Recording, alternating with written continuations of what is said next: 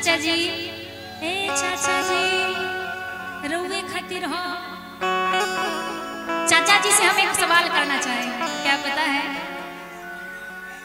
कि काका हो हमरा के रहिया बताईदा कि पानी भुलाइल तनी अरे घरे पहुँचाईदा कि ना जानी गौवा के नाम गो।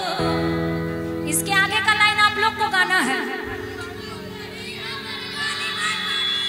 देखिए थोड़ा जोर से, पीछे से भी कि ना जानी गौवा के नाम गो। इधर से तो पावर नहीं दिख रहा है, इधर से काली माई बाड़ी हमरा का आप लोग को बोलना है कि काली माई। नहीं लग रहा है सचमुच में खाना खा के नहीं। थोड़ा जोर से पीछे कि ना जानी गौवा के नाम गो। वाह, इधर से भी देख लेते हैं। इधर से एक बार सारे लोग हाथ उठाइए, तो उठाइए पीछे से। कहना है कि ना जानी गौवा के नाम गो। अब सारे लोग मिलके मेरे साथ रहिए। इधर से भी उठाइए हाथों को लंबे लंबे उठा लीजिए। शर्माना नहीं है। कहते हैं कि दरबार में जिसने किया शर्म उनके फूट गए करम। करम को नहीं फोड़ना है ना। सारे लोग हाथ को उठा के कि काका हो हमरा के रहिया बताईदा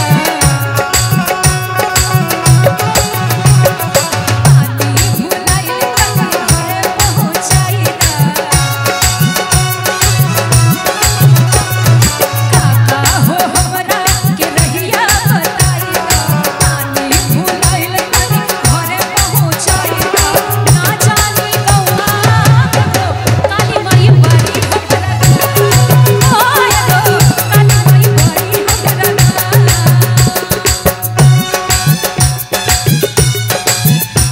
ताली बजा के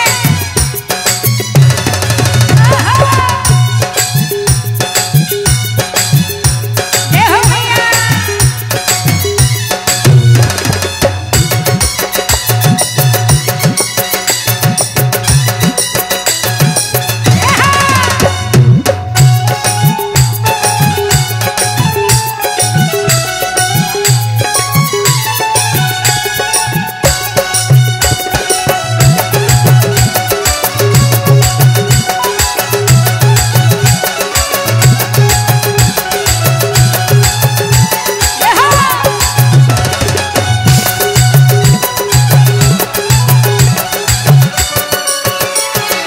घूमे खातिर आइल रहनी नवरात्र के मेला। छूटल सबके संगे दादा हो गई नहीं अकेला।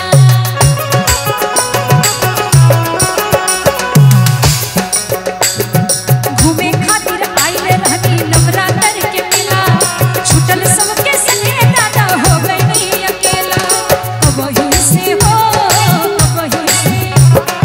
अब से घूमे मिले के आस से वानी बेहाल हम भूखिया प्यास से। थाक गइल छोटे छोटे पार गो कि थाक गइल छोटे छोटे पार गो। सारे लोग मिलके गाइए काली माई बारी। पावर नहीं दिख रहा है। कहे गबा कि अरे चुपचाप बैठला से कुछ ना होई। अब फोनवा चलैला से कुछ ना होई। काहे कि जब ले ताली ना बजबा मैया खुश ना होई।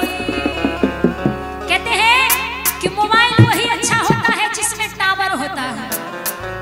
मोबाइल वही अच्छा होता है जिसमें टावर होता है। भक्त वही सच्चे होते हैं जिनके बाजू में ताली बजाने का पावर होता है। क्या कहेंगे कि थाक गइल छोटे छोटे पार